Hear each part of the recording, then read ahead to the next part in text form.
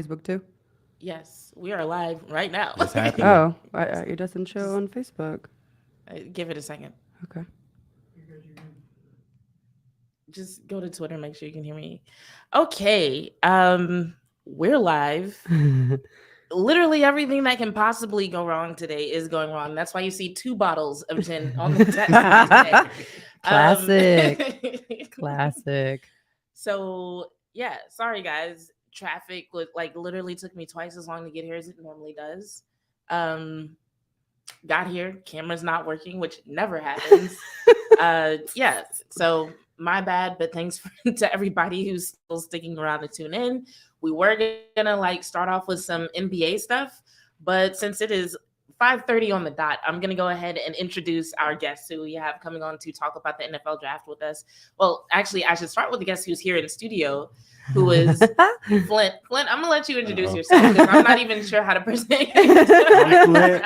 I'm Flint. I'm coming to. First of all, thank y'all for having me. Of course. I truly appreciate it. And I'm course. just coming to y'all, as you can see. I don't know if you can see. I'm coming to you as a Cowboys fan, and I'm coming here with Baby. In case y'all didn't know, this is Baby. I don't know. You can put a face to it now. All the Yes. comments and all the Flint says. In my household, this is my house. I'm just coming as a sports fan, and just to give my. I don't know what y'all gonna ask me. What my input's gonna be, but I'm just coming as a fan. I don't have any insider information. I'm not Neither anybody do special, special in that way. I'm just, coming as a fan. And again, thank y'all for having me. Yes, Flint is a big part of the reason that S. Payne is a Cowboys fan. So Correct. shout out to Flint. Probably a bigger influence than me, 100%. I'm sure. Can we zoom out a little bit? This is real. You can see my pores. All right. So the people that we have coming on to join us, they've been fans probably as long as Flint, definitely longer than S. Payne and I. We've got a couple of guys from Pick Six Sports. If you read any of the articles that I write, I've mentioned them a couple of times. I mentioned them in an article that I wrote this morning Nice. about why Cowboys fans should watch Cowboys content creators for their draft content as opposed to mainstream networks like certain 4-letter networks that keep mentioning the Cowboys for no reason.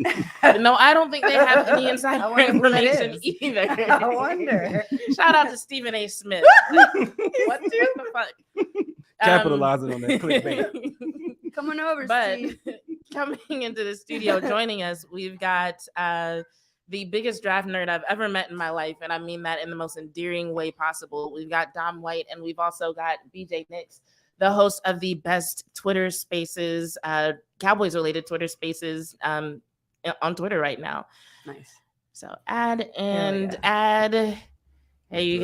guys, what's going up? on? What's Go ahead and good? say What's something good? so I can make sure that I can hear. Yes. Okay, we can hear Can you hear Nick. me? Dom, can we hear You you? good? Okay. Yes, ma'am. Okay, this part is I'm like, I hear everybody, so that's all. Okay, Nice. we're good. That's important. We're doing it. It's happening. It's Okay, happening. and then like I created a special background for y'all. Let me see if I can. Let's go. There we go. I Well, mean, I see the star. Y'all gotta see the star. I like it. I can see the star. Hey, that's what Just matters. hide it back Yeah, there. close enough. We see it. I could have just We all things know to why make we're them here. smaller, but like the way today is going, we'll just let things go. So, part of the reason I brought Nix and Dom on the show today is because they are going to be hosting a live show during the draft right after we're done, actually. So it's going to Nice. start 30 minutes before the draft is set to start. And when I realized, I don't know if we told this story to the crowd yet about how I didn't know that we actually had a show scheduled today, and then when Yeah, I realized, I it, don't think was we like, have, because this was like a couple days ago. So by the way, we're scheduled on Thursday. Yeah, right before the draft. So I That's good in our- timing, though. But that's good timing. I mean, have one on draft day right before the draft. That's a pretty happy little accident there. I guess I could consider myself lucky. So what I ended up doing was I was like, well, we don't talk about the draft that much. We touched on it, but it's new to both of us. I was like, Yes, well, very. I should bring some people on who can actually give the people a little bit of insight about the draft. So before we get like too deep into draft talk, go ahead and talk about, like, for the people watching who aren't as familiar with you, talk about just like how long y'all have been Cowboys fans, how long you've been doing Pick Six, and what your background is as far as like your expertise in talking about the draft. Yeah, Dom, go right ahead, sir.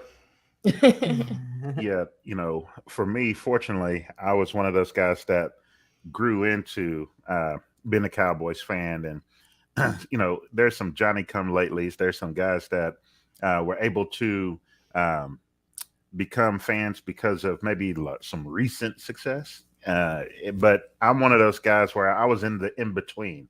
I'm 37 years old, so I was a little bit too young to really feel and experience the fullness of the early Super Bowls in the 90s, but I was right there on the tail end of it. So I'm an interesting fan in the fact that I have a couple of teams that I follow. The Cowboys are my favorite, but I'm also an Indianapolis Colts fan.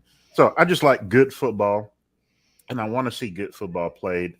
But in the meantime, as I scout and look at these collegiate players as they're trying to obtain their dreams and goals of making it into the league, I just love to follow these young men as they're in their college careers. But even before that, I like looking at the high school recruiting ranks. So since 2013, I've been scouting high school athletes, also those in college, and then the NFL draft. And in that draft, we were able to secure some pretty good talent for the Cowboys. So it's been a long time coming, 10 years.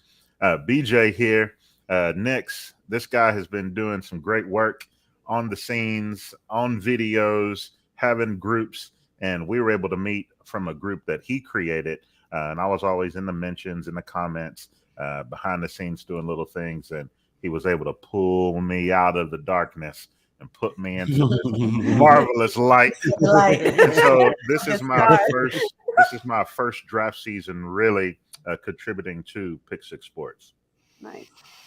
Yeah. So how much time we got? I'm old. So yeah, I mean, I was around and like Dom, a little bit older than Dom. So I was around for the 1 and 15 and felt the pain of that. But I was there for the nice juicy 3 Super Bowls and enjoying that run. And then out here like Moses in the wilderness of we're just trying to find a way, almost 40 years now, trying to figure it out. So personally for me, started doing content NFL wise, actually first. Always been a Cowboys fan. It's tatted on my body. I'm a Cowboys fan from the jump. I started doing content. I was doing an NFL podcast for a couple of years. And then I just kind of pivoted like, man, I just really want to talk Cowboys. That's kind of where I want to be at. And kind of pivoted over there. And it originally started out as Stargame is what it once was. And sometimes you just find out as you're going through the ladders and figuring things out, hey, sometimes you got to change the name a little bit. Because some people don't mess. Oh, gang, give us a gang of fans, but the gang. Okay. So, and then we went into the lab and came out with Pick Six Sports, and this is going into our second year now. And of course, Dom always been great on the back ends. I had to cherry pick him for the draft. What's that? 2 years ago or 1 year ago? I could have been like, Dom, get on here. That's day 3. I know you're ready. Probably 3. Yeah. Yeah, 3 years ago. And he was out there on the front porch. I'm like, Dom, come on, man. Yeah. Come on, man. Professor O as well, too. Shout to him. Look, it got added to a group. Man, I was like, oh, come on, Professor O. Let's go. You got something to do here. So I just enjoy, meeting different people, getting to do things I never thought I would do, and just, enjoying the ride and see where it takes us. So, Spoonie, they're just like small things that happen, right? I met Spoonie at the 2018 draft. When it was in Austin for the Cowboys, and met him there. And at that time I was doing NFL content. He happened to be doing NFL content too. And fast forward a year later, just being the content, I was like, hey, I know you got that going on over there. I'm going to do this over here. What's up? And man, he came along for the ride, and here we are. So, and now I'm here on BLS and get to meet her and her co-host. I got to watch all the backgrounds before. Nice. So fun time. And shout out to Jay. Just got off. He's on Radio Row right now. I was over there. I was looking at the clock. I missed it. Hey man, I got to go. I got to get over here to BLS. I got to go. So it's a very hectic time as well too, which makes it fun. That is so crazy that you ended up meeting so many of these people by chance. Because like every time I watch y'all on YouTube, I'm just like impressed with the crew that you have put together, because y'all have like a better panel put together than some of the stations that like take resumes and gather headshots and vet people and just do all this work. And y'all just have an amazing crew just off you meeting people. But you really do a good job of like really bringing people in. Like I tell people that like being on Twitter is like going to a party and just kind of like shouting out into the crowd. Like when you first get there, you're just shouting out and hoping like, you're like, hey, anybody Echo like chamber. Let's see what happens. and then one day I was like, hey, I like the Cowboys, and somebody was like, oh, you do? Yeah. And it's like y'all have basically been the people at the party who are like, you didn't bring no friends, like come over here. You can Yeah. So on the show that y'all are going to be doing, by the way, what time does it start? I think I got the wrong. No, you got it right. It's 7:30 Central. Eastern? Yeah, it's 30 minutes before it starts at 8 o'clock. Yeah. Right. Okay, 7:30 Central. Yeah, we debated going an hour early, and I'm like, look, man, the spaces, the shows, the 11, the draft series, and everything else. I'm like, we'll just go 30 minutes early. We'll be fine. Yeah, it'll be fine. Okay, so what should people expect to see from whenever y'all are covering it? Like, what is your style? What do you like to bring to the people in terms of commentary? Yeah, I think we, outside of just the Cowboys pick, as we go through it, I think a lot of things we like to do is, we talk about leading up there. Obviously, you have the time frame as it's counting down, and try to make it make sense. Now, obviously, sometimes there's some wild card picks, and you're like, oh, didn't expect that, and then we would explain that. But just like in the spaces, I think the biggest thing that we really try to turn our attention to and what we want to do is provide the context, right, and what really matters to it, and not just fluff and, oh, well, yeah, of course, they needed a running back. Well, no, they took this running back because he means more in their system than this other guy. So, man, we just try to put the context to these players and what they're coming from and what they're picking and how it makes sense for those teams. And then, of course, we live and die with every single Cowboys pick. And I got the encyclopedia over here with Dom anyways. Even if I don't know the guy, Dom's going to know the guy. So, I mean, we're in good hands. And another thing is that we want to provide our fans and followers is as the draft is progressing from one pick to the next, when you start to see like maybe a certain position group get taken first, it's like, if we were very interested in that position group and already the top guy has been taken, and then the second guy that we have ranked in that position is taken, look out. Like last year, Knicks was perfect on that when it came to Dallas needing interior offensive linemen, guard specifically. And there's a kid who's now playing at Houston. His name Kenyon Green, who was a Texas A&M guard, and he was one of the better touted ones in the draft. When you saw him go at, I think, pick 15, and we were at 24, it was over. There was one more guy that we thought, man, he's a good guy, Zion Johnston. And then as soon as you saw Kenyon Green go at 15, you knew there's no way Dallas is going to be able to get one of these better guards. And, hey, but thankfully, the draft gods worked its way where we were able to get Tyler Smith, who was at that time kind of an unknown amongst most who follow the draft. You had to be like a 2%er type draft guy to have even thought Tyler Smith was a first round type guy. Dom is a 2%er. like this guy, Dom. So that's what we'll do. And so as the draft progresses, we're looking at what other teams need and maybe try to see if we could guess before the clock strikes and before the pick is in, who they may get and how that would impact Dallas. So you'll often hear us say, oh, man, that's a good one right there. We needed that player to go ahead of us at pick 26, because what it does is push talent that we really covet closer to us at pick 26. Makes sense. But yeah, Dom's definitely a 2%er. And congratulations on getting 500 followers. I know I told you, nice. But he's been working on building his following for a while. So if you are watching this, actually, I'm gonna hide this for a second so you can see Dom's Twitter. If you are watching this, make sure you follow Dom. He covers the draft year round. So like he'll follow people like into their college career and then keep following them as they go into the pros. So it's like if you want to be like 5 years ahead of the game, just like start paying attention now. I literally have a searchable document that's like NFL draft 2026. That's just like what is Dom talking about? It's not a lot on there, but I'm just saying, like, if you want to be ahead of the game, like he's definitely a good follow. So speaking of like keeping people abreast of what's happening with the draft, there's already been a little bit of movement today. So we've got the deal with Lamar Jackson, which paid. Crazy. No agent paid. Right. I was like, for that agent. Sorry, I just want to throw it out there for all that. Oh, if you had an agent to be paid already. Hey, he's paid, no agent. Sorry, Mhm, my fault. mhm. Crazy. He pulled it off. So we had that He did it. happen, He and played then the game. what else happened? There was something else that was. Well, you got the something Cardinals on big. the. You got the Cardinals right now, and Yeah. there was a couple of different things that popped with the Cardinals. Where they were going to fly. And Dom, this is the trade that we talked about in the space. Maybe the Cowboys at one point in time would flip 26 to 34 and just take the 34th pick in DeAndre Hopkins.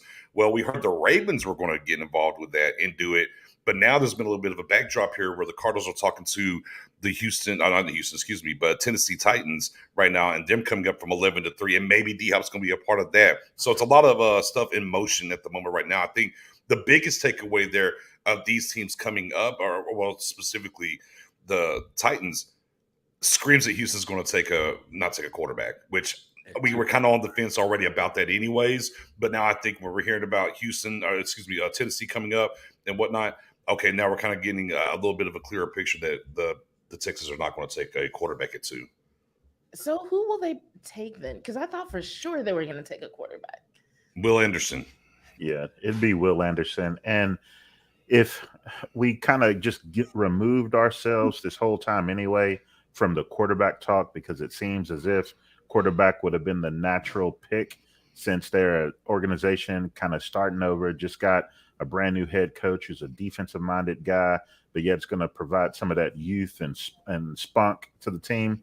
You think, all right, get your young quarterback, build a line around him, and then move forward.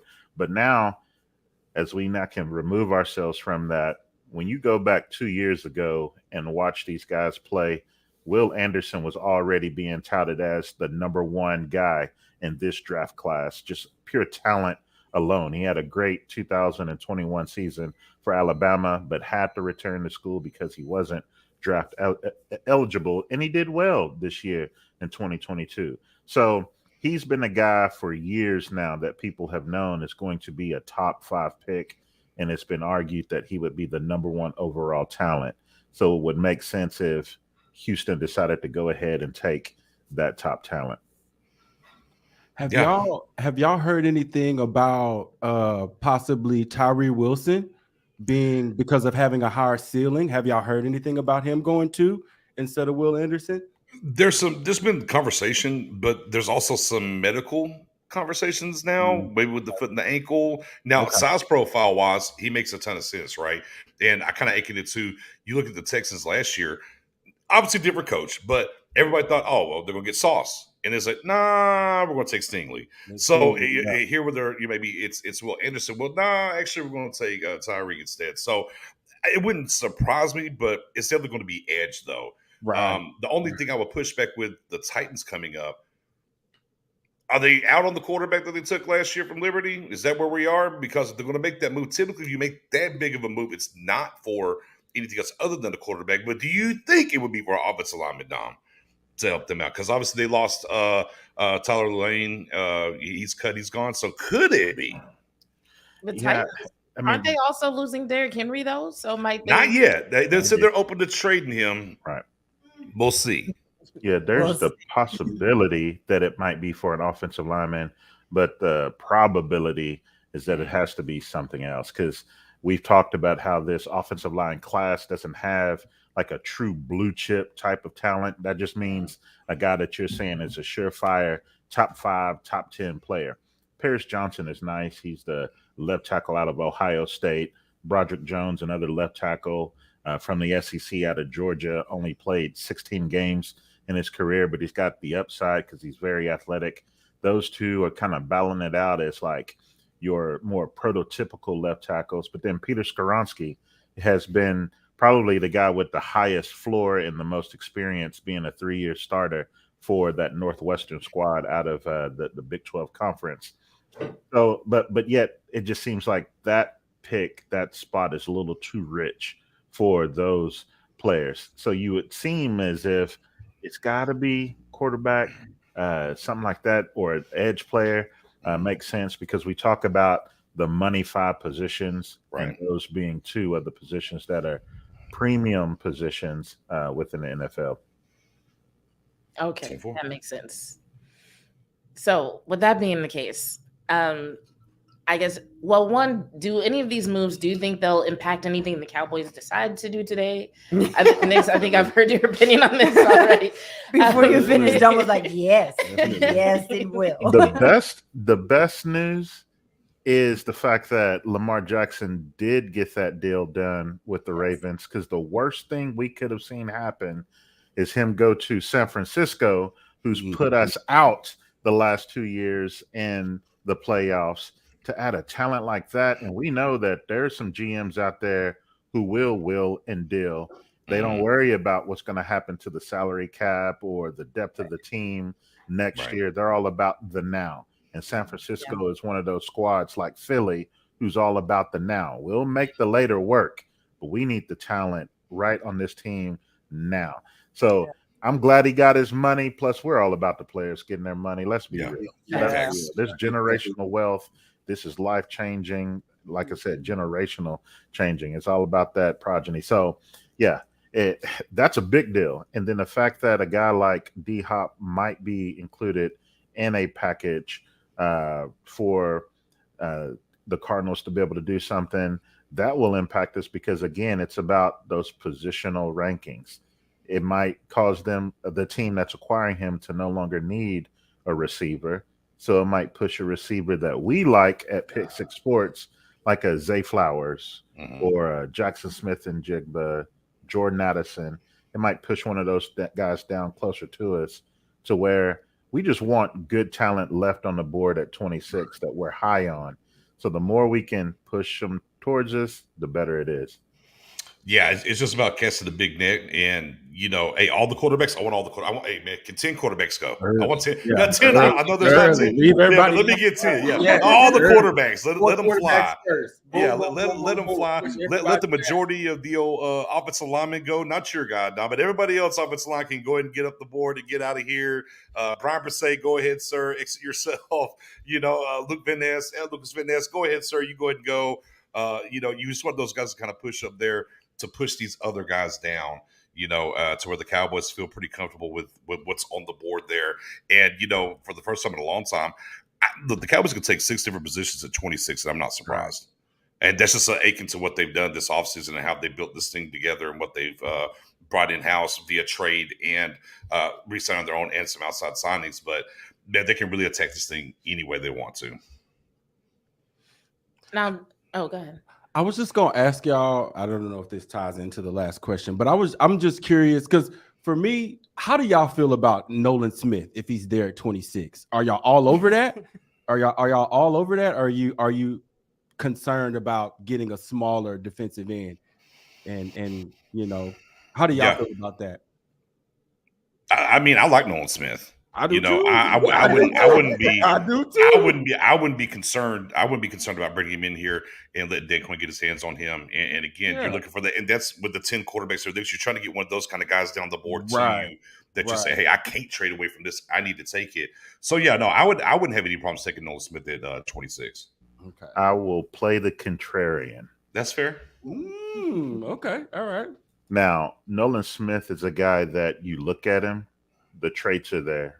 The tools are there. And what we mean by that is extremely athletic guy. He's one of those 1%ers in this draft when it comes to just sheer athleticism. He can bend. He's a powerful guy. I love in one of his interviews, he mentioned, I might be slight in size as far as being 235 pounds. Country strong. But I'm country strong. Yeah. And I don't know if you've ever faced one of them guys who are just, the strength is just on a different level. You might shake the hand and feel it. Or when you do the bro hug and you bump, you might feel it then. Or like your little forearm, you feel it. Some guys got that old man strength, that country strength, and he seems to be one of those guys to have it when you watch him on film.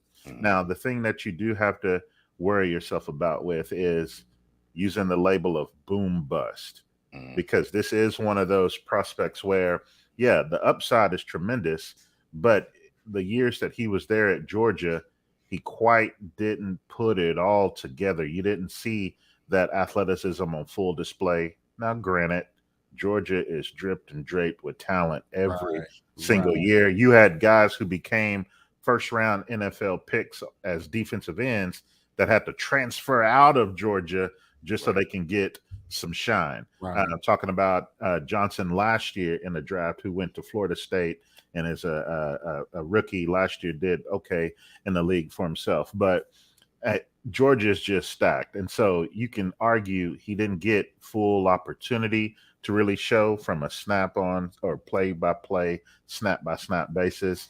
But I do want to say you got to caution, because one of the things that I love to see is when a player shows the production, they have the production in college that often translate into the NFL. A lot of times where you see defensive ends missed by NFL teams is whenever they're trying to reach so much and rely so much on the talent and thinking that, man, if we can just get them in and groom them, put some peanut butter in his system, some late night Whataburger, some late night Whataburger runs.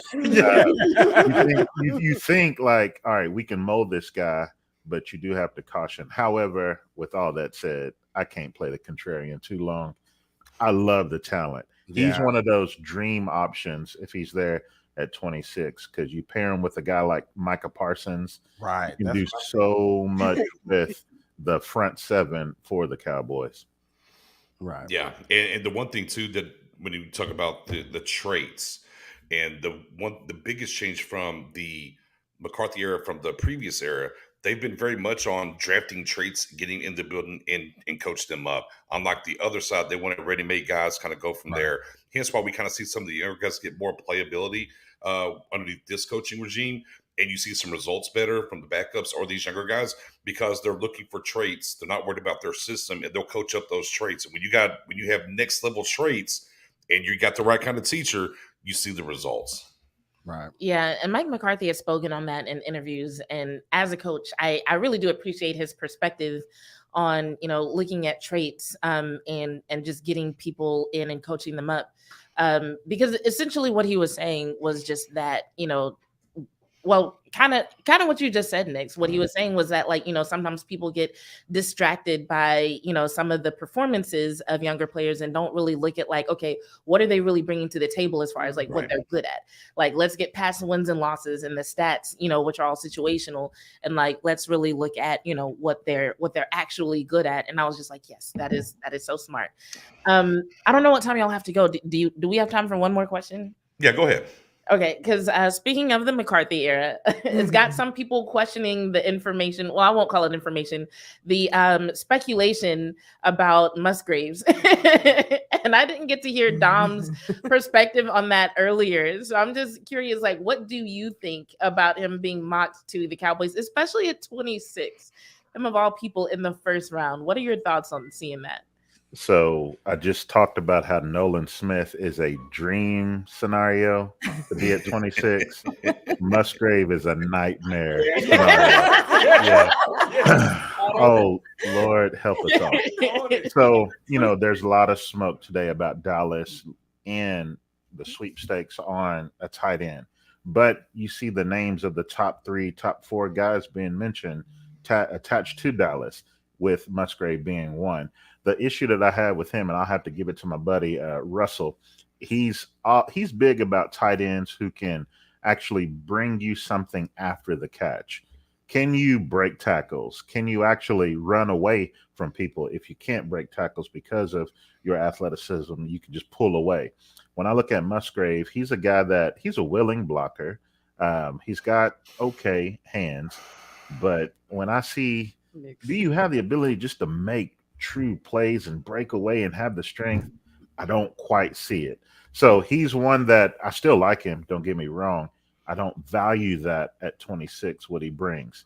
I'd rather reach on a guy like Washington, Darnell Washington, out of Georgia, because he brings something that no other guy in that tight end group has, which is ready-made blocker. Then you have the body being 6'6", 6'7". Maybe he can turn into something as a pass catcher. So Musgrave for me, nightmare. And it's also funny too. They've basically mocked every tight end to the Cowboys outside of Washington. Every single one of them. Laporta, Musgrave. I mean, everybody but Washington. So I know there was some side reports 2 days ago, I think it was, that maybe there's some medical stuff with Washington. I haven't found anything. We talked to Professor O as well. He didn't come up with anything. But I'll caution Cowboys Nation, and we talked about this a lot, Dom, through the draft show, and we talked about this a lot during and right after the combine. The Cowboys love Mozzie Smith, and I'll just leave it at that. I like Mozzie Smith too. I like Mozzie Smith too. Even if it said 26. What do you like about Mozzie? Because the thing is, we struggle to. I'm glad they re-signed Hankins, but our run defense is an issue. We got to deal with Philly. We got to deal with San Francisco. We need to be able to stop the run. And I don't. The thing is, the Cowboys they tend. From where I'm sitting, they tend to get caught up in this. Well, I want them to be able to stop the run and rush the passer. But you see what happened when we got Hankins last year. Yeah. In Mozzie Smith, he's a wall. Is he going to be able to come in there and get you some sacks? Maybe not. But if you can play him on first and second down, if you can play a combination of him and Hankins on first and second down, and we can be stout in the run game, then that sets up our guy. That sets up. Look, we want Parsons and Lawrence. Yeah. Running. I was going to say, and I'll give you another one. If you find a way to get a push in the middle, they don't have to be sack guys. But at the Cowboys, and they lacked this rushing the passer last year, they didn't have a lot of push in the middle. Right. If you get some push in the middle, Parsons probably turns into a 20 sack guy. There we go. If you get the push in the middle, for sure. There we go. So. Yeah, and I respect that take, and I respect what you're mentioning, because that has been a problem that has ailed Dallas in the past, is the interior push, not necessarily the pass rush, but just the push, because we all know that a quarterback's worst enemy is that pressure from the middle, to have that pocket collapse, because what they want to do is avoid the edge rushers by stepping up in the pocket, gliding in the pocket, or being able to maneuver within the tackles. Like a guy like Tom Brady, we know Tom Brady was never the most athletic quarterback in the league. However, he was one of the more agile within the pocket because he had great awareness. But Bill Belichick all those years was smart enough to solidify the interior as far as that offensive line was concerned. So you saw Tom be able to step up and get the ball out of his hands really fast.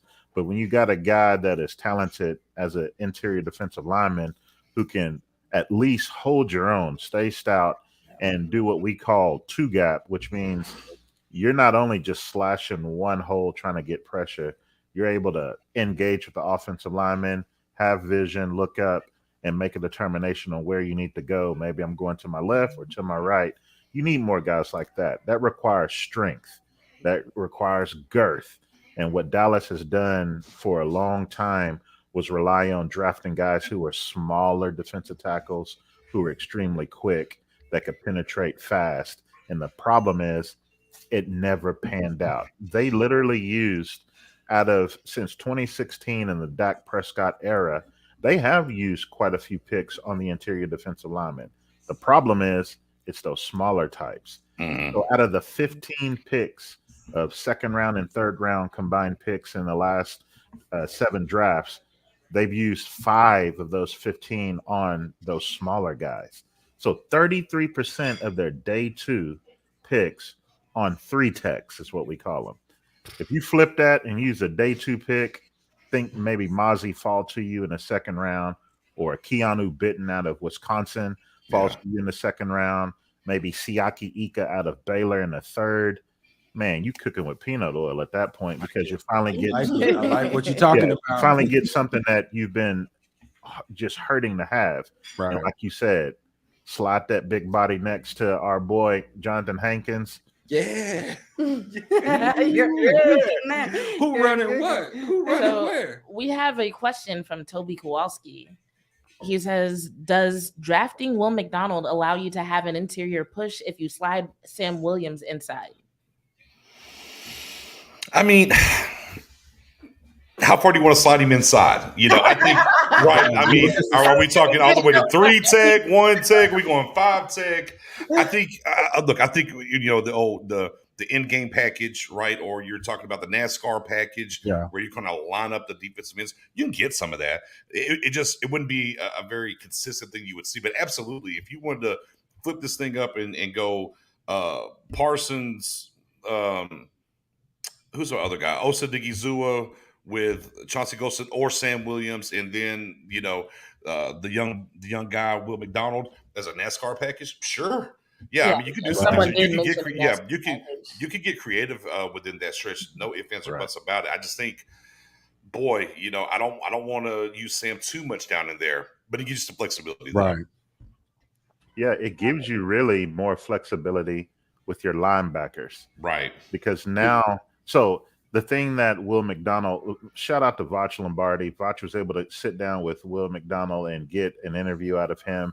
And he asked him, hey, whenever you met with the Cowboys defensive coach, Dan Quinn, what did you learn from him? What did they tell you?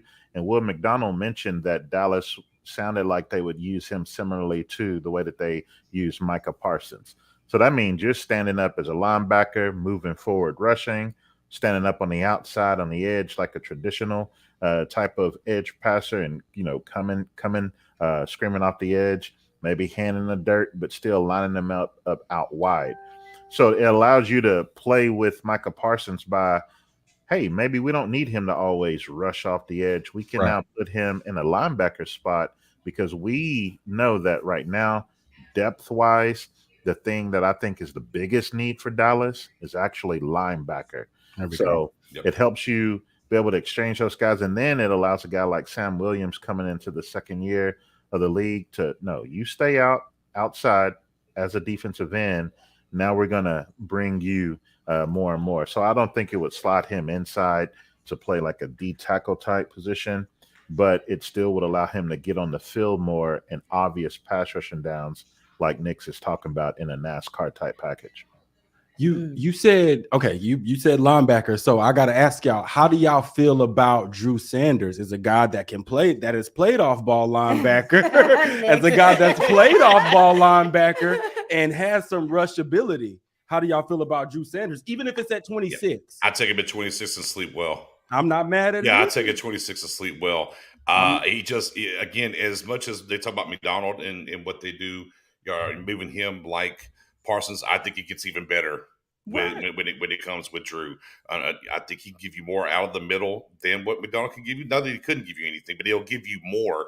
And now he might not give you the same edge work that Will give you, but it's more than enough as he gets in here and learns some things. Right. And I think, as we talk about the linebackers, they're not very deep this round. You got a stack here in the late first and through the second, and then maybe your Dorian Williams of the world comes playing a little bit later in the draft, the Overshons. Like that. But we talk about Jack Campbell, Simpson, Henley out of Washington State, and of course Drew Sanders. The only linebacker I would look at to take at 26 would be Drew Sanders, because again, he's kind of killing two birds with one stone. I'm gonna give you this help at linebacker, hey, but I'm gonna go out here and rush the quarterback as well too, and now we can get really scary and funky and getting back into Parsons moving around and everything else. As my guy Tuck calls him, the White Lion. Okay, we'll have the Lion, the White Lion. Yeah, we'll have the Lion and Micah, and we'll have the White Lion over here with Drew Sanders.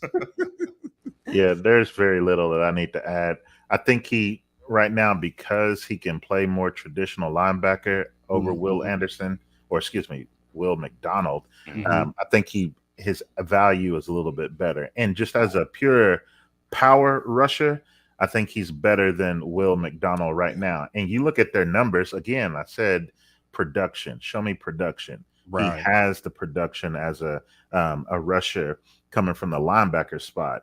So what you would want to do with Drew Sanders is really work on getting him to flip the hips whenever it's time to go and cover. I'm not saying that he can't, because he has the athleticism to be able to do it, but Arkansas just didn't display him that way. Similarly to the way Iowa State really didn't put Will on full display as a true edge rusher, because they would put him on the defensive line where he's not really coming off the edge. Instead, he's fighting with much bigger, larger men where they've moved him too far inside, which is why I wouldn't want to do that to Sam Williams from that last question. You want them guys screaming off the edge or standing up and being able to rush from any other part. Right. You do want him moving forward. But no, Sanders would be every bit worth the 26th pick for Dallas. Yeah, I'm cool with it at 26 too. I am.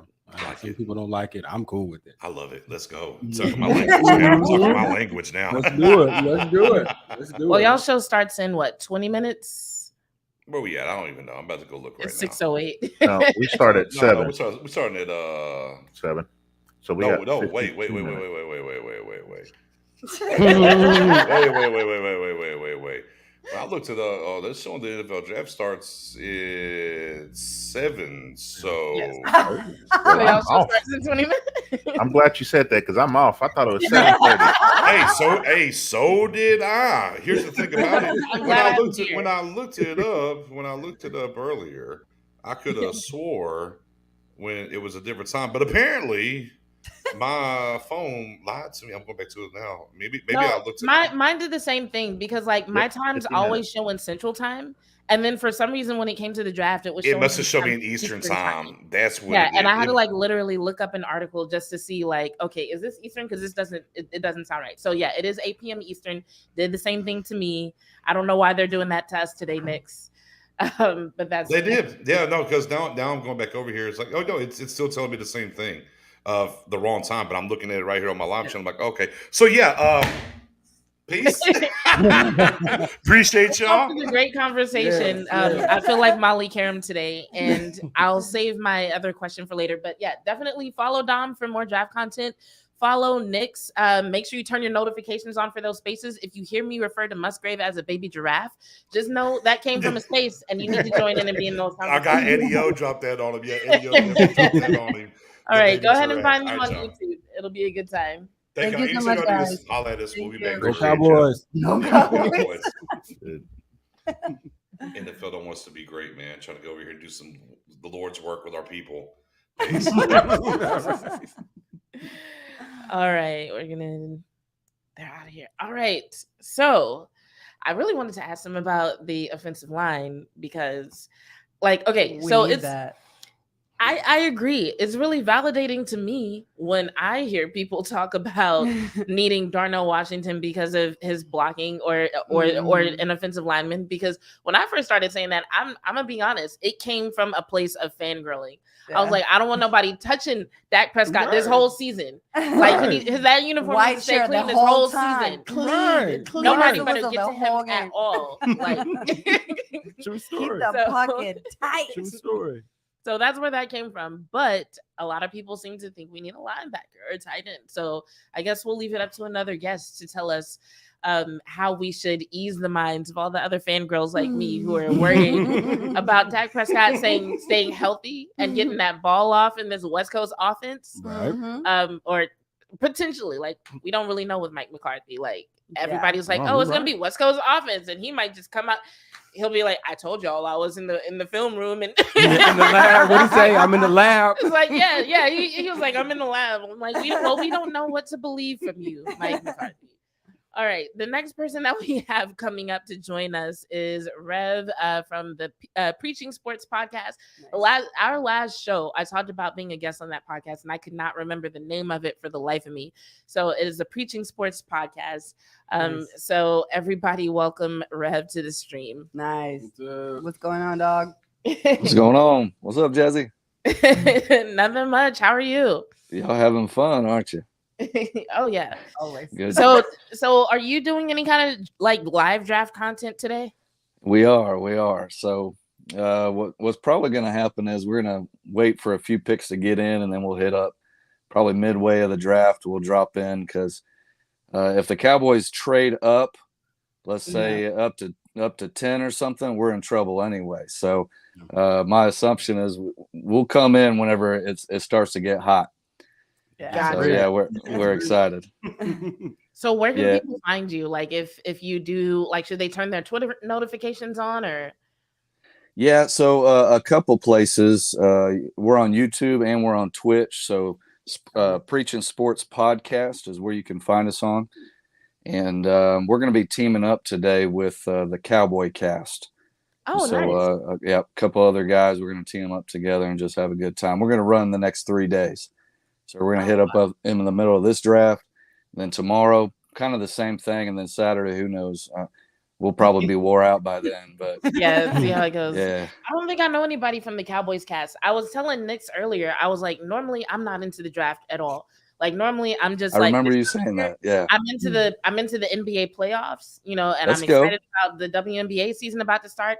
And it's like I'll see who my team picked, you know, and kind of like talk about it with other people, but I'm not like keeping up with it and watching all the shows. So I had no idea, especially with Cowboys Nation, that there were so many content creators, and y'all are troopers because to study this stuff for the same draft prospects. Don't get me wrong, it's hundreds of them.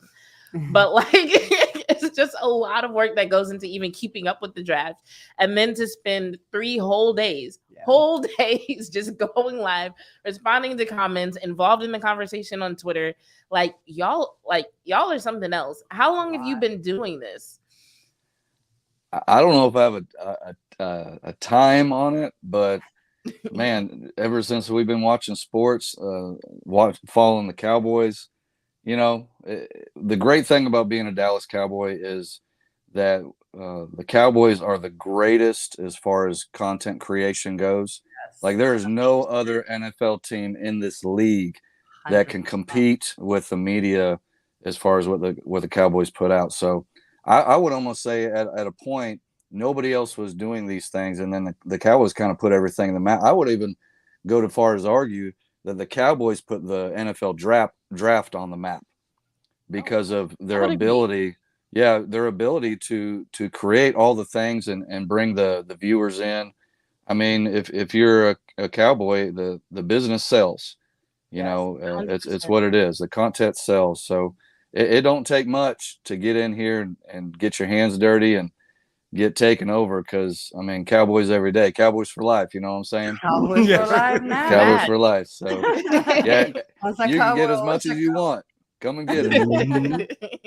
Yeah, there was a poll, or I don't know if it was a poll or a list or what it was, but there was some kind of ranking that came out recently about the greatest GMs in the NFL.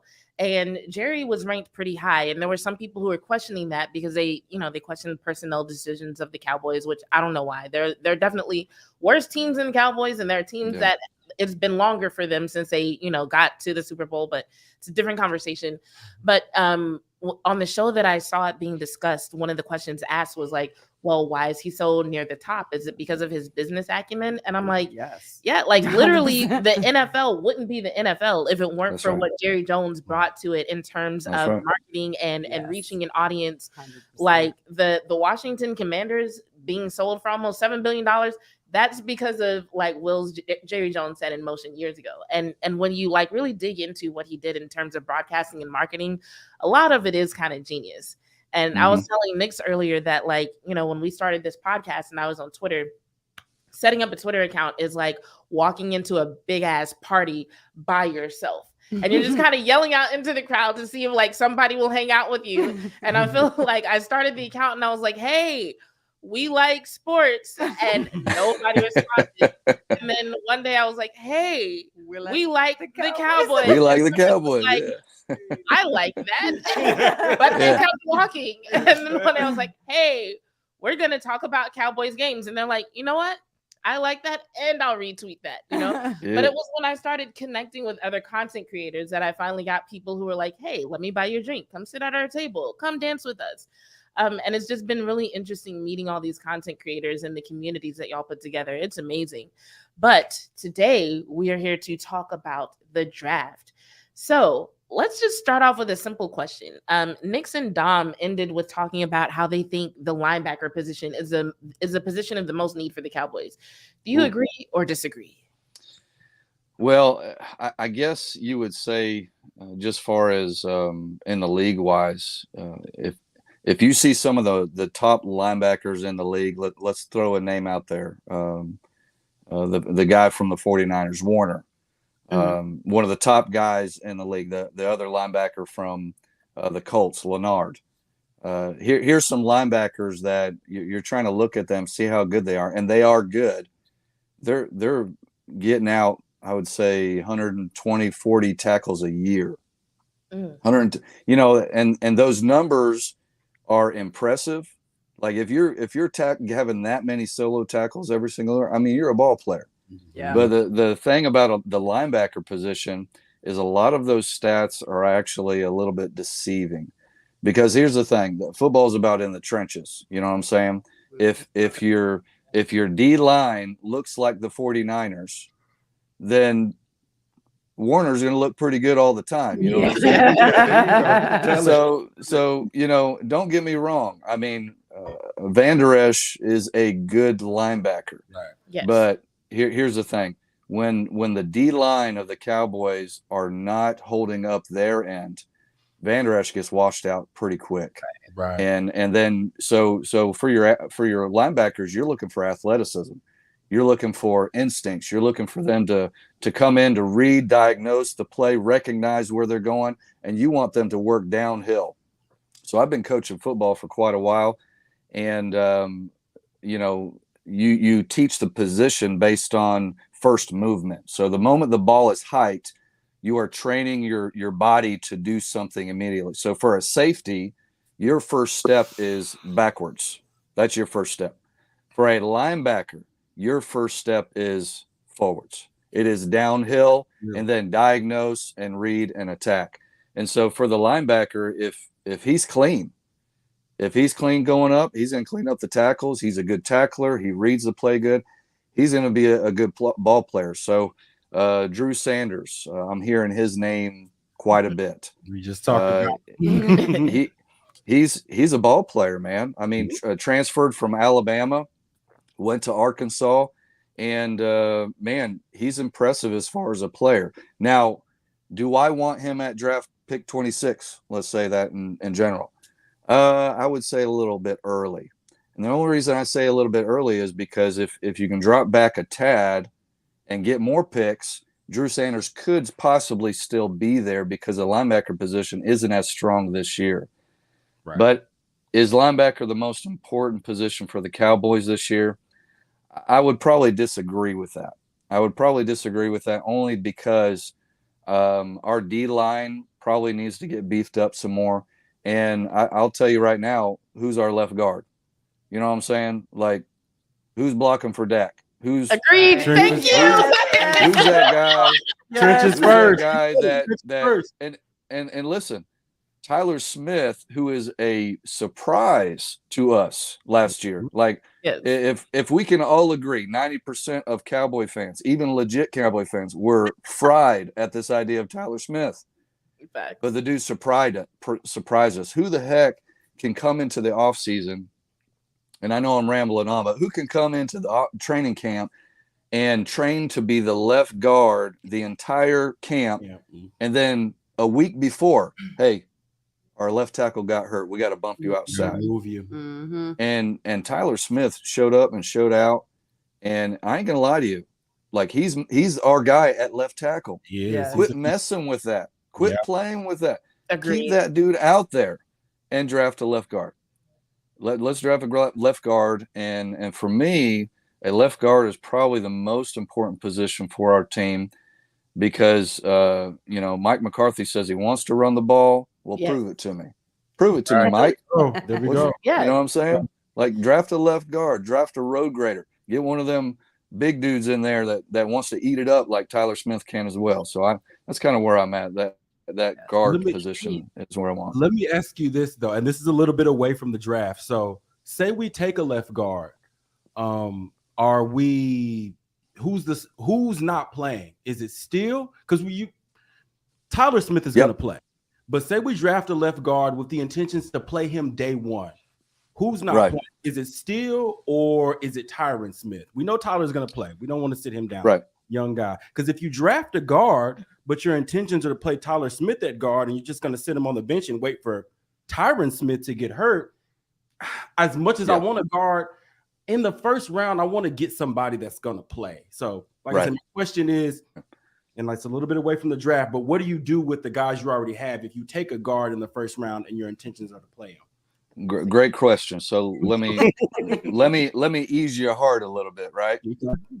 If we draft a left guard early, he's starting. There's no ands if. You are not paying that player to sit the bench. He is playing day one. So agree. you can already guarantee left guard, whoever that is, Tyler Smith on the left side. Now, what do we do with the rest of the positions? Zach Martin got it held down. Biotish is in the center. He's got one more year on the deal. So at the end of the day, what we're talking about is we're talking about Tyrone Smith and Terrence Steele. That is the discussion that we have to figure out. So Terrence Steele hurt his knee. He's banged up. Question is, when's he going to be back? Is he going to be okay by the time of training camp? Tyrone Smith got hurt last year, came in late, switched from left tackle, right tackle, did a pretty decent job, I would say. But I think what we can all agree on is that there's going to come a time in the game. You might start Tyrone Smith in that season, but there's going to come a time in the season that he's going to get hurt. There we go. Something's going to happen. He's not going to play, and you're going to end up putting Terrence Steele back in there anyway. So for me personally, Tyrone Smith, Pro Bowl player, you can maybe even put him in the Cowboys Ring of Honor. He's our new swing tackle, in my opinion. He's going to play both sides. You let the young man, Tyler Smith, go to left tackle, let him ride it out. Terrence Steele on the right, if his knee is okay, and Tyrone Smith, he's gonna bounce around whichever way. I'm with you. I agree. I don't. And we were talking about this earlier. Like, I've been a Cowboys fan so long. Like, I'm not gonna really just beat you up for a pick you take, unless it's Taco Charlton. I don't want y'all to take a Taco Charlton. I'm not gonna beat you up for a pick that you take, but have a plan. As long as you have a plan. If they get it, if they do take a guard, and then we get 6 weeks from now, and they're like, well, we don't know if we want to start them. We don't know what we want to do. If you take a guard, come in with the plan that's what you're going to do. Because I agree with you. I'm with you. If that's what you want to do, because you said it. We know that Tyron is going to get hurt. Hopefully he don't, but we know it's probably going to happen at some point. But I don't know. Like I say, I just want them to be legit in their plan that they're going to do with if they're going to draft. Utilize them as they can, use them and get the maximum potential out of them. Right. Yeah. Like one thing. Let me add to that. When Terrence Steele got hurt and Tyron Smith bumped over to the right side, our running game changed quite a bit because Terrence Steele is a much better run blocker than Tyron Smith. But again, you can flip that around. Tyron Smith is a much better pass blocker than Terrence Steele. So again, Mike, are you blowing smoke? You know, you want to run the ball, or don't you want to do? You know what I'm saying? Like, tell us what you really want. And if he drafts an O lineman early, he's committing to what he had said in the get-go. Right. Is that what? Because for me personally, I want to go O-line, D-line first 2 picks.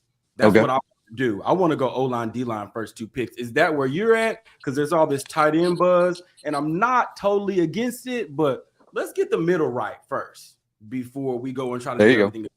If we can't block or we can't defend the middle, it don't matter who we got at running back or linebacker or receiver. If we can't hold down the middle of the field, is that if you were making the pick, is that what you're looking to do first, to work the interior on both sides of the ball first, or where are you at with it in the first 2 rounds? So I think we can all agree, and I'm going to answer your question this way. I think we can all agree that we are a good team. Right. You know, we have a good roster. Right. We have come into the off season and we have filled some holes to say basically, hey, we don't have to reach in this draft. And so coming into the draft, the way that you want to play your board and picking early is you kind of want to do a mixture of BPA, you know, best player available. Mm-hmm. You want that best player. You do the work of ranking your guys within the rounds that you want to get them. Pick 26. I don't really know. Maybe all of your first round ranking players are wiped out. Oh, you know what I'm saying? What are you going to do? So again, you got to play your board, but you also got to play the game of the draft in the league. And so if you got to bump down a little bit because the ranking of your players isn't exactly there and you're wiped out, you might need to do that. But if you're sitting there pretty and you got some choices right there, that's where you got to figure out what is the depth of this entire draft for each position. Right. Mhm. So quarterbacks are going off the board, right? How many Right. quarterbacks are going to leave in the first round? Let's say 4, I was thinking definitely. Mhm. 5 if Hooker gets in there late, right?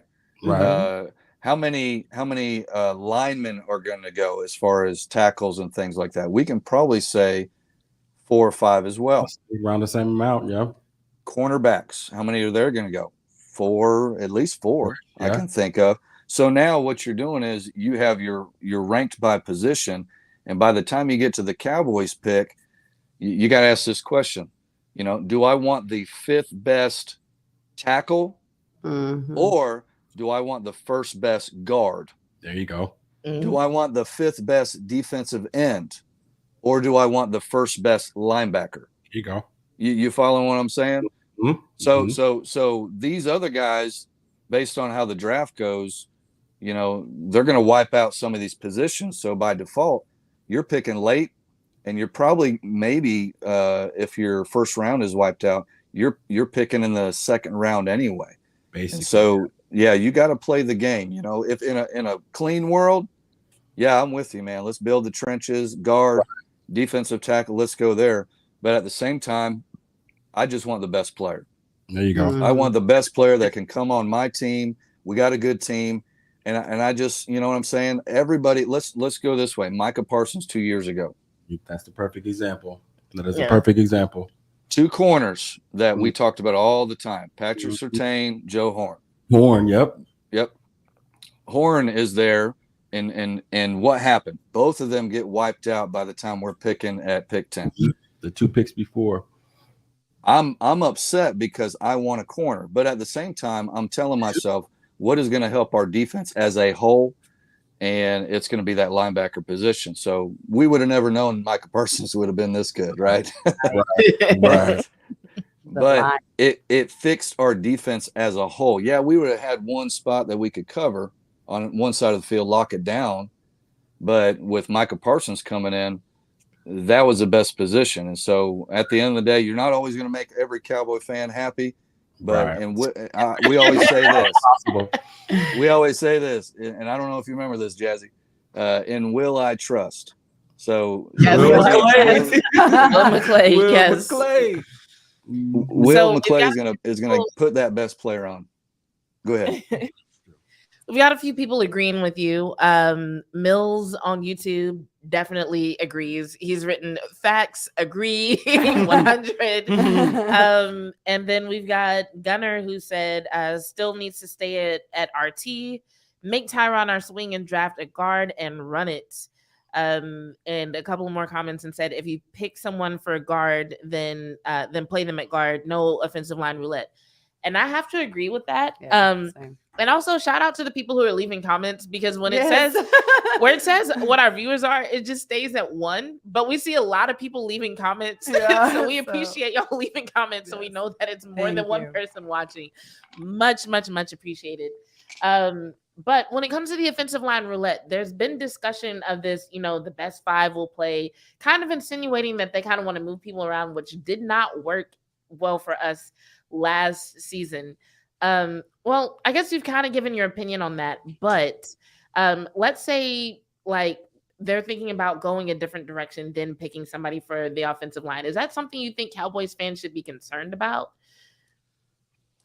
Well, again, you know, somewhere in the draft, the Cowboys are going to fix the O-line somewhere. They have to because they would already signed a free agent to that position, or you don't want to get yourself in trouble with this. So my guarantee is that we're going to draft a linebacker or a guard probably within the first 3 to 4 rounds.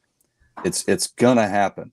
So again, you're looking at all the linemen within the first 4 rounds. Who's going to be wiped out at what level? Are we going to see? One of the guys that I just want y'all to be aware of, if we don't go line first, there's a dude I want to say he played for North Carolina State, Savala. So Savala is a name that you just need to remember if the Cowboys don't go O-line early.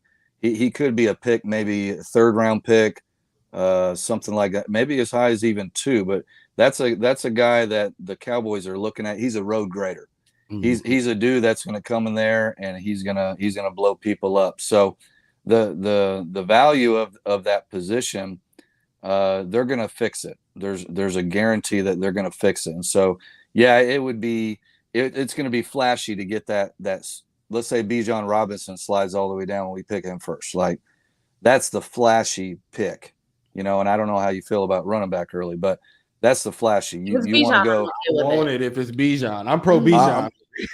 Pro Bijan. Yeah.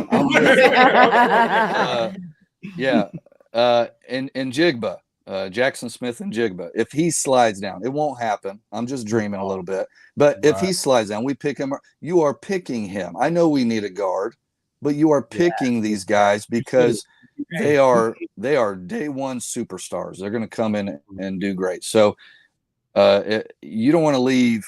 You don't want to do the Taco Charlton. We talked about that. You know what I'm saying? He was I wasn't around for that, but like I've heard that name so many times. Yeah. What the hell happened? Or are people still trying to answer that question? So here's basically in a nutshell, depending on how you want to coach your team or lay out your team. I love what Mike McCarthy says. He says player over scheme. There you go. What does he mean by that? He means by this.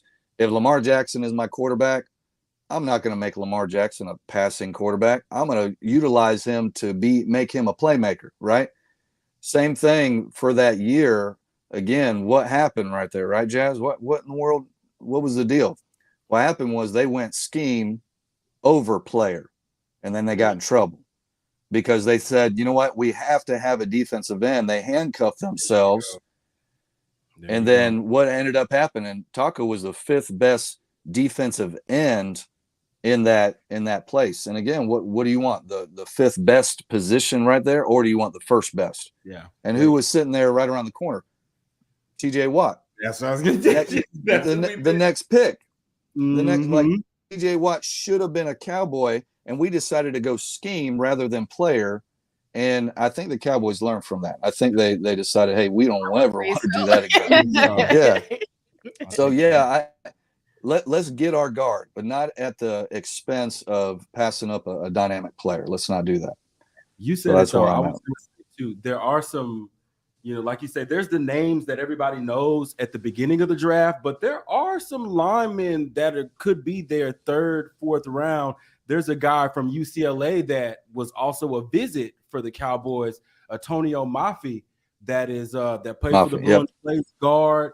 I think he was a defensive player his first 2 years at UCLA, but the guy is a bull. He's big, and also too from LSU, they got a guy, Anthony Bradford, that's a bulldog, 6'4", 330, and those are guys that are going to be available in the middle round. So, like I said earlier, I'm at the place. I've been through the heartbreak. I'm not going to beat them up over what they do.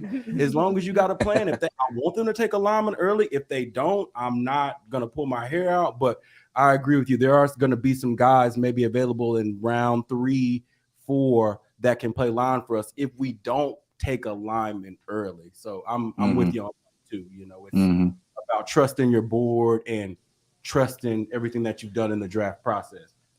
If I'm gonna go with my gut, like we all have that gut feeling. My guess is we're gonna go a different position 1, and then in the second round we're gonna go lineman. That's what my gut says. You know, so Will McDonald, he could be that. You know, DQ loves that dude. He's Sam Williams. The dude, Iowa State misused him, and his production is through the roof. And so he could be a gem sitting right there. Do we need a defensive end, really? I don't think so. I don't think we need him. Right. But, you know, is Tank going to be here next year? You know what I'm saying? Like we can go ahead and fill that spot now, and you can never not have enough defensive ends or corners. You know what I'm saying? Like those are positions you can always fill in. And so, you know, that's kind of where I'm at. Could you go tight end first? Absolutely. You know, I mean, do I really want a tight end? no, it's kind of boring, you know. Yeah. Like I don't want it in the first round either. Not the first I'm round. I'm not super excited about that. But at the end of the day, they're gonna pick their guy. There's nothing I can do about it. Right. They're gonna pick their guy, and as long as they fill those spots, which they will, as long as those fill those spots, whoever they pick, you know what I'm saying. At the end of the day, I'm gonna support them. I'm gonna root for them. You know, I'm gonna hope they do their best to help us win a Super Bowl. That's at the end of the day. So do your thing. Pick who you're gonna pick. I'm tired of fighting with you. Right. Look, whoever you pick, I hope it works out. I'm not gonna be mad. And look, I hope all of them are Hall of Famers. I hope you pick 7 Hall of Famers in this draft. Come on. Yeah. I think that's the space I've been in for a while. Like for 2 reasons. One, because I'm new to like trying to keep up with the draft, and it entails a lot more work and focus than I anticipated. And 2, it feels like there are so many variables, like so many things that could happen by the time you just get to pick 26. It's like overwhelming to even think about. So I think for me, for a long time, I've been in that space of like, there are people that I like, but whoever the Cowboys decide to go with, I'm like, I'm just going to hope that the people who are getting paid so much money because they're supposedly smarter than me That part. will make Actually the doing what they're right supposed to do. decisions. Yeah. And it's tough when you meet so many people in Cowboys Nation who do seem so well informed and have a background to like, you know, speak on these things. And you kind of see rumors that are contrary to what all of you smart people, all of you amazing draft analysts in Cowboys Nation have to say. So you can imagine my surprise when all of a sudden the name Musgrave came up several times today. And I'm just like, what the hell is going on? So, Rev, I've heard 2 theories on this, and I want to hear your take. Okay. So one theory I've heard is that Musgrave, despite him like physically looking like what's been described as a baby giraffe, so despite him being a baby giraffe, apparently has some blocking ability that the Cowboys should find valuable. The other theory I've heard is that Mike McCarthy is a troll who doesn't like inside information getting out. But since all these reporters are used to inside information getting out, he just kind of gave them something to put out there, and they took it and ran with it. So what are your thoughts on the possibility of Musgrave being a Dallas Cowboy? Oh, God, that doesn't even sound right. It feels like I'm saying Taco Charlton. So what are your thoughts on that? And what are your thoughts on those theories? Yeah, so always towards the closeness of the draft. You know, we're 20 minutes away right now. People are fishing, you know what I'm saying? They're throwing bait out there. They're fishing. They're throwing names out there. But listen, I'm not trying to scare anybody. Musgraves is on their radar. He is, because there are 2 tight ends in this draft that I would say you are looking at traits, you are looking at similarities between other players in the league right now. You know the draft is changing, the league is changing, because who would have thought that we would make such a big deal out of small receivers? You know what I'm saying? That used to never happen. But when you get a Tyreek Hill, you're looking for small receivers. You know what I'm saying? When you get a Travis Kelce, you are looking for that wide receiver / monster as a tight end that's going to win you Super Bowls. And so there are 2 tight ends in this year's draft that I would say are comps to what Travis Kelce is. And one is Kincaid. Dalton Kincaid is that first guy. And the other one is Musgrave. Musgrave is that tight end that he is probably the fastest tight end to get off the line. His immediate 3 steps to get off the line and to get in his route combinations or whatever, he is the fastest out of all of them. And so there are some great things about Musgrave that are definitely intriguing, but I wouldn't say blocking is one of those things. And so for the team that we're seeing here today, Jason Witten is our heart of the Dallas Cowboys. We want a traditional tight end, but again, the league's changing. And so, you know, do you want a Michael Mayer who is like a Jason Witten? Do you want a Darnell Washington who is a freak athlete. But I will tell you this: I don't draft a tight end in the first round just to block. You know, the guy needs to go out for passes. And when you only caught 28 passes your entire collegiate year, you know, college career, I just don't feel good about drafting you that early. Second round, we're all in. There you go. And so Musgrave is kind of in that place where Darnell Washington is. It's a little scary. I think if their board gets wiped out, you can maybe see them trade down a little bit, pick up a Musgrave. He might even be there in round 2. I just I'm not afraid of the player, but I definitely don't want him at 26. And so there might be a little bit of fishing going right there. I will probably puke if we pick Musgrave at 26. I probably will. You know what I'm saying? We can agree. You're the first person I've heard describe him quite like that. So I guess that does ease my mind a little bit in the event that we do pick him. It kind of gives some context as to why that might be the case. But yeah, the name being out there so much, especially as the number 26 pick, I don't know why I didn't think about clicks, because as a writer now, that is something that I do have to think about when I'm creating titles and content. It's all about, you know, SEO and whatnot. I didn't think about the fact that, like, oh yeah, the draft is today. People are trying to get those last few clicks, trying to squeeze the rest of the juice out of this orange. But going back to our Twitter audience, Gunnar Asher asks, what's your comp for Sam Laporta? Sam Laporta. Yeah, I couldn't even tell you. Yeah, you might have to get old Nix and Dom in there for that one. So Sam Laporta, I just haven't done my homework. I apologize for that. I should have done that more homework. So you have a comp for Sam yeah. Player. If I had to pick a comp for Sam Laporta, I might be there with him. Maybe I don't have one. He's a good player, though. He's a guy that comes from Iowa. He can block and run. He's not the massive guy that some of the other tight ends that are going earlier in the draft are. But the thing about Laporta's got some catch and run ability. He can do some stuff once he gets the ball in his hands. I don't know. I don't know about it. Let me kind of read this for y'all. Laporta is an outstanding with the ball in his hands. He can not only run away from defenders, he runs a 4.59 40-yard dash, but he can also make them miss. He has 20 broken tackles on 58 catches in 2022. So it sounds like he's pretty good with the ball in his hands. Right. Yeah, it sounds which is impressive. It's pretty impressive for a tight end in Iowa, right? Who like to run the ball. So like Tony Pollard, but a tight end. Like, I don't know. I'll admit I've heard that name come up a few times, but I've never heard anybody else comp him either. So that was a really good question from Gunnar, because that is the one thing that I haven't heard from Tommy or about Laporta is a comp for him.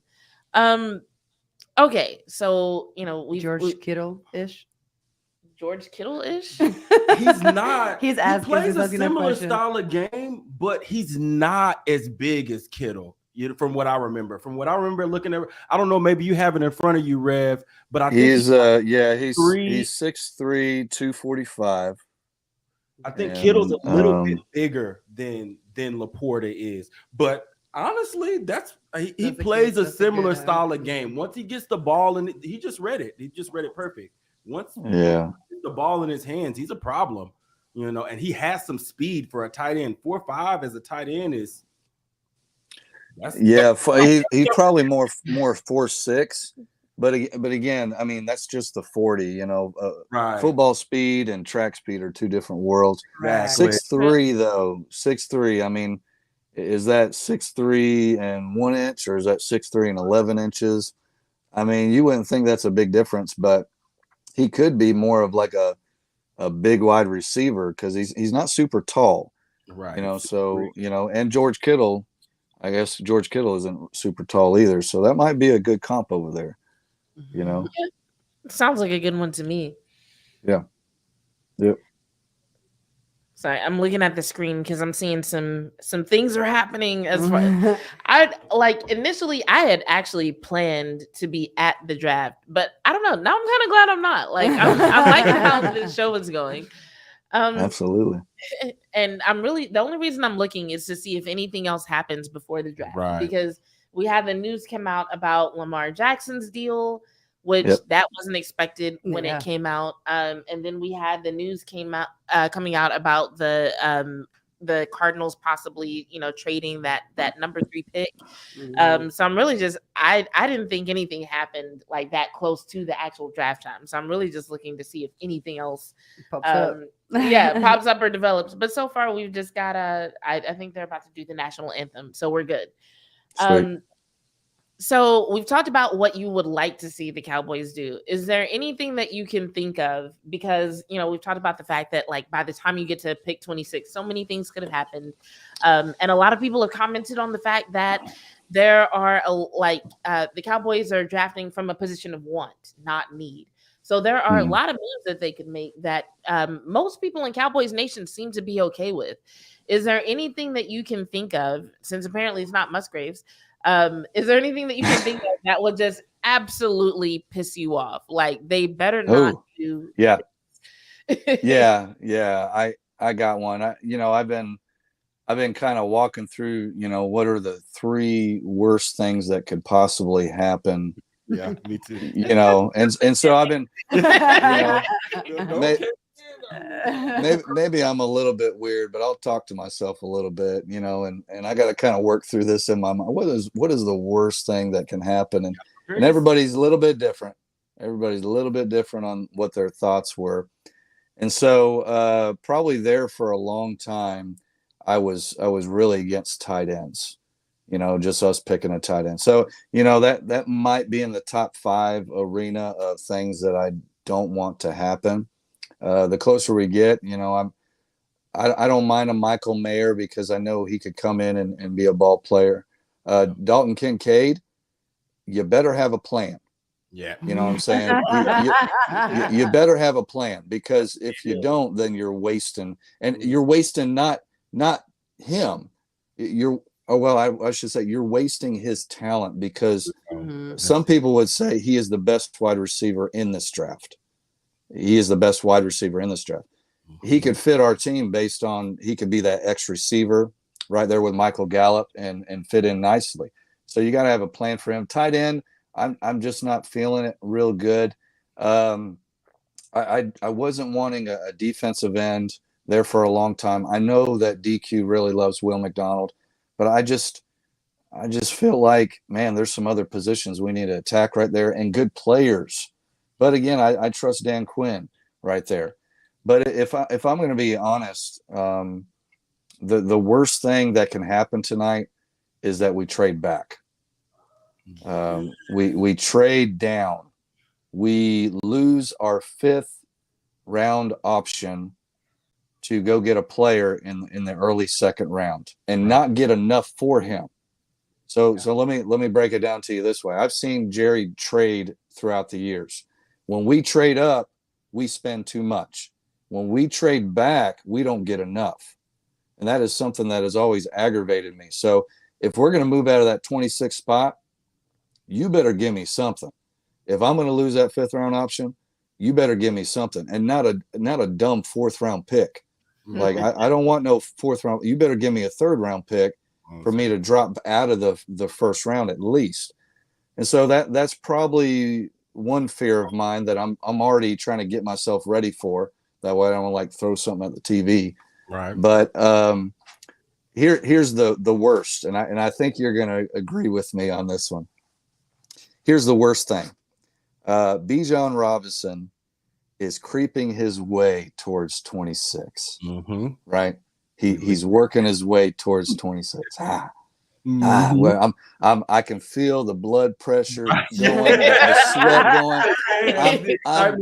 I'm getting so excited. He's getting to number 20 pick, and I'm starting to scream, "Go get him!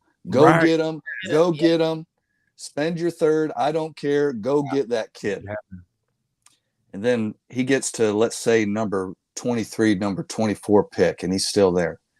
And then all of a sudden, this team that is sitting at pick 30 Oh, don't say that. goes right in front of us No. and drafts him. And you want to know who that guy is or You who know that who it team is. is? You know It's who the team that is? That's the The Eagles. Eagles. It's the Oh my Eagles. That's god. But that's the thing. If we get to 20, and that's the thing, a lot of people are like, "Oh, don't get a running back, don't trade up." If we get to 20 and Bijan is still there, I'm with you. Go get him. I'm gonna say this Go to get the him. people Go who are get saying him. don't get a running back in the first round. I have two things to say about that. As a matter of fact, first of all, Bijan Robinson is not just any running back. There we go. We are Preach. talking about somebody who changes how defenses have to play you. There you Yeah. go. Okay, this isn't just a good running back, right? Because you can find a good running back in the second round, but Bijan Robinson is special. So Yeah. if it were just some other running back, like I would agree, like no, we don't really need to do that. But for Bijan, yes, because it's like I mean I don't know what's gonna happen with Tony Pollard, Right. and so Right. like I don't even think running back is like one of our primary needs. I think it's a need because we don't know what's gonna happen with Pollard. Right. And because we really don't know what to expect from Malik, right? We haven't Right. really seen enough Right. of him, Right. right? But Bijan is not, if you haven't seen him, Cowboys Nation, if you haven't seen him, he's not just a running back. No, he's not. This is somebody He- special. right. That's why his There you name go. specifically keeps coming up. You don't hear people saying like we should trade up for a running back. You hear people saying we should trade up for Bijan because Bijan is Bijan, right? That's number one. Number two, when it comes to the whole idea of running backs value, right? All right, people have been saying like, okay, well, running backs don't last as long, da da da. Okay, let's say all of this is true, which I think eventually, like what always happens, eventually the training and the body conservation is going to catch up with the changes in the game.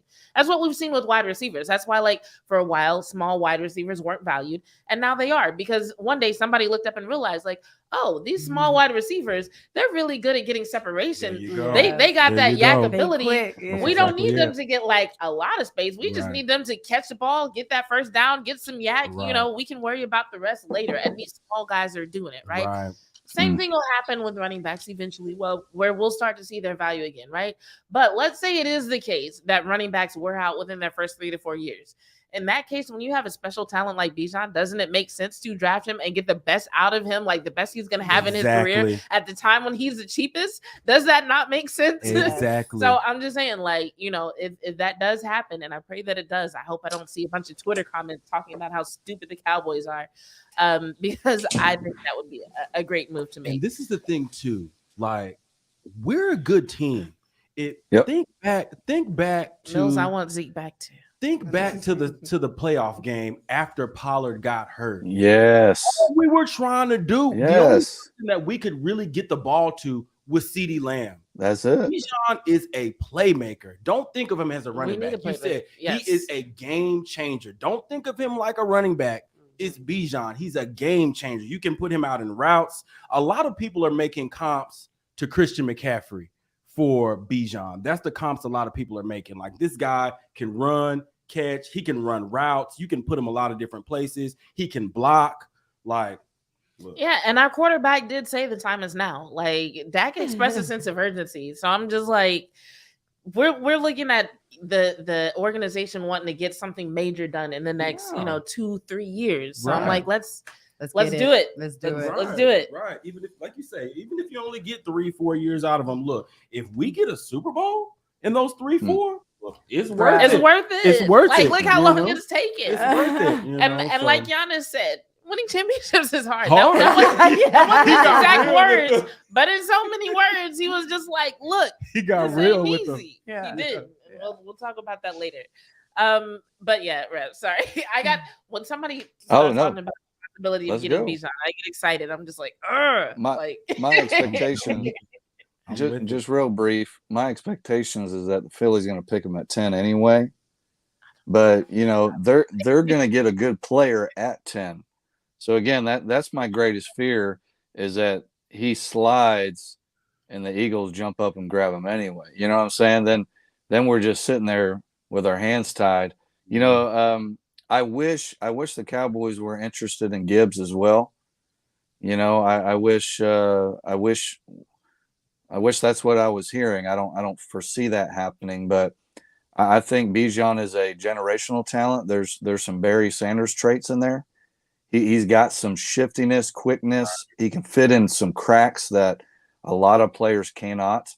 And then he's got some Saquon Barkley in him. Does. You know, and he's just he can catch the ball. He might be even a better receiver than a running back, which is crazy to even think about. That good. But I will tell you this, that Jahmyr Gibbs is a tremendous receiving back, not a Kamara comp is who he is, but he is much faster than Kamara. Kamara is shifty, make you miss, but this dude Gibbs, he can move, and once he puts his foot in the dirt, he's gone. Yeah. And so this kid is special. I saw, and for all those, you know, big linebacker fans, he burned Drew Sanders. Like Drew Sanders was trying to catch him even on an angle. Bye-bye. Yeah. Like he was gone. And I was going, yes, please. 26, sign me up. I'm okay with that. You know, I love what you said. When you're watching that playoff game, you were just wishing we had more playmakers. We need so we need sign me up. Give me a Gibbs. Give me a Bijan. Give me them boys. Yeah.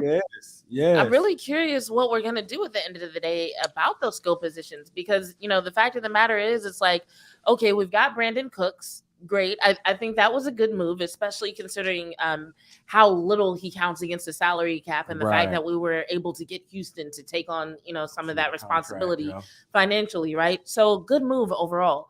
But at the end of the day, it's like we have Pollard, who I don't know what he's going to look like coming back. The team obviously knows more than we do, but, you know, let's just assume that, you know, we all have similar information. We don't know what Pollard's going to look like after that injury. Like I said, we don't know what to expect from Malik.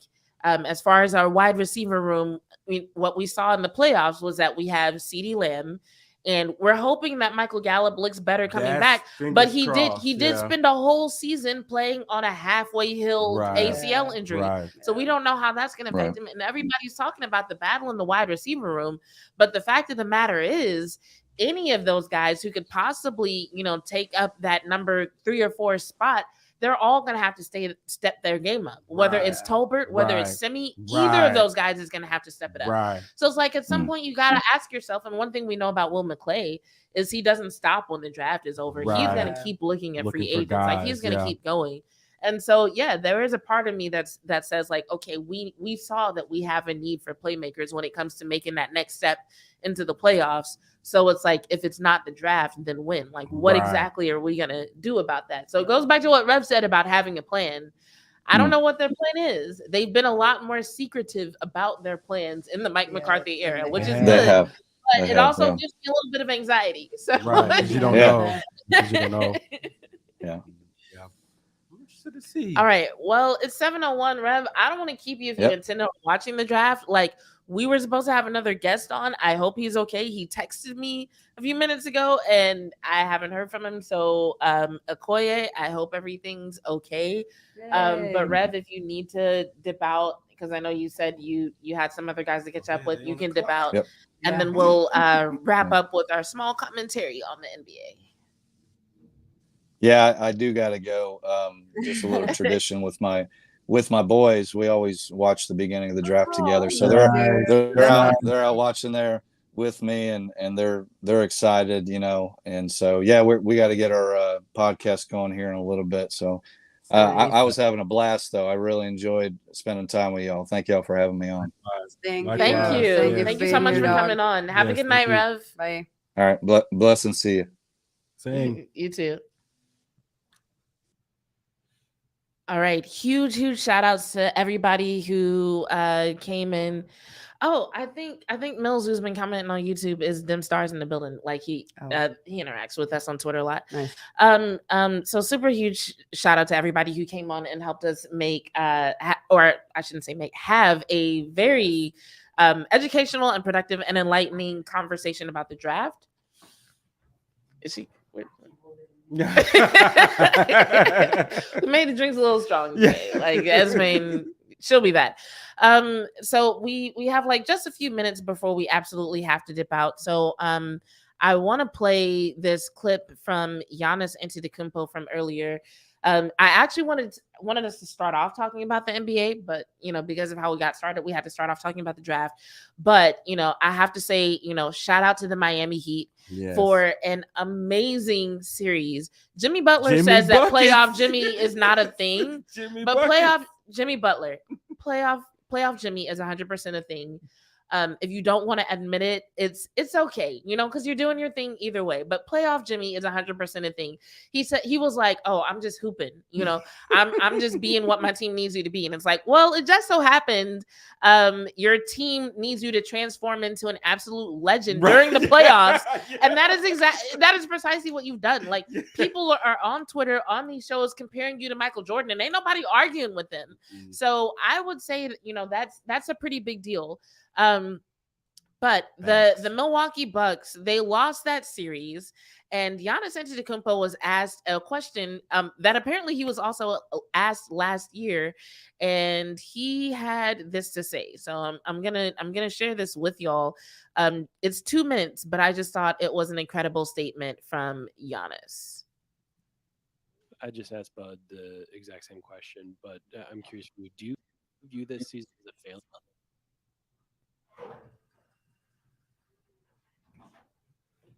Oh, what happened?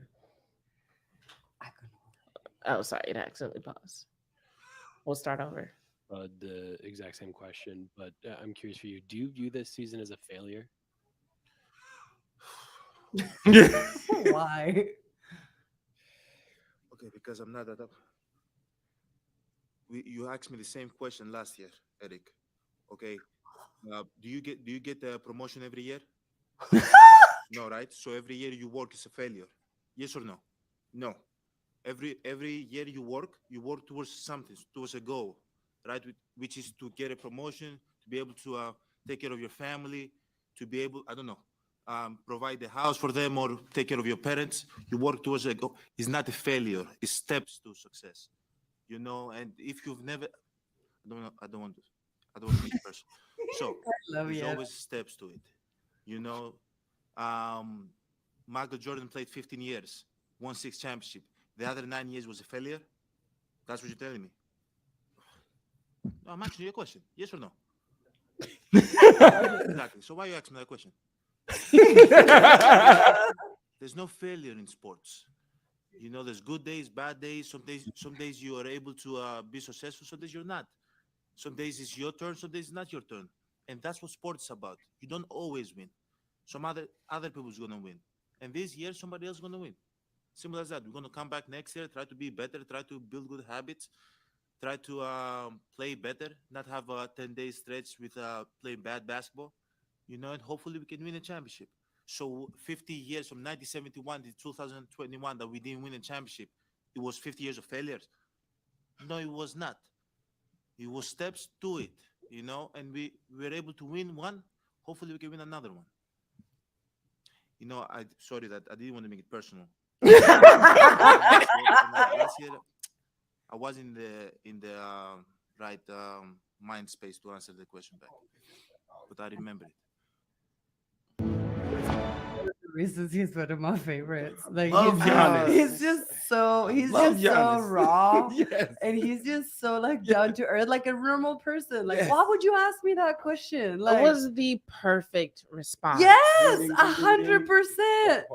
100%. And not only did he get asked that question last year, but that is a question that gets asked of a lot of athletes when they and I mean, honestly, it's the question that has come up with Cowboys fans. Yes. When I wrote that article in defense of Dak and wrote the article about how the team did not owe their fans a championship, I wasn't saying that I didn't want them to win a championship. Right. But what I was essentially saying is there are steps to this. Yes. And what we did see with the Dallas Cowboys is that they had 2 seasons in a row of 12-5, which we hadn't seen in over a couple of decades. Yes. You know what I'm saying?